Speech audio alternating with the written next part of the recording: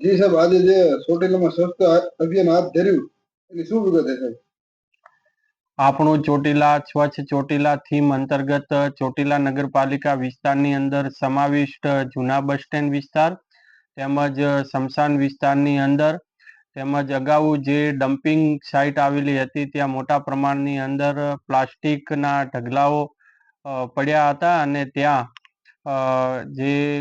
ચોટીલા નગરપાલિકા વિસ્તારની જે ગાયો છે તે ગાયો આ પ્લાસ્ટિકને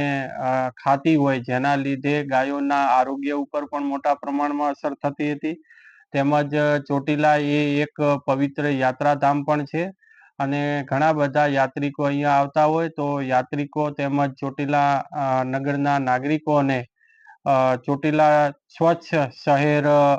મળે તે બાબતોને ધ્યાને રાખી અને આજે ચોટીલા નગરપાલિકાની ટીમ, તાલુકા પંચાયતની ટીમ, મામલાદાર કચેરીની ટીમ તેમજ સાથે સાથે વડવાળા સ્કૂલ અને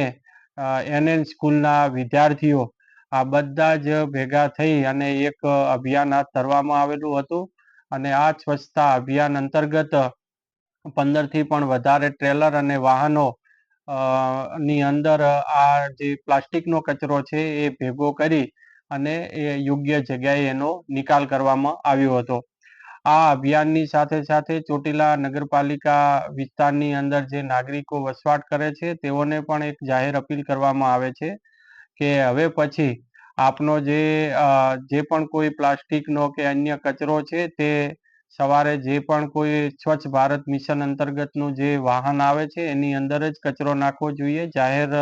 રસ્તાઓ પર કે જાહેર સ્થળોએ કચરો ન નાખવો જોઈએ અને આ અભિયાનને આપણે સૌએ સાથે મળીને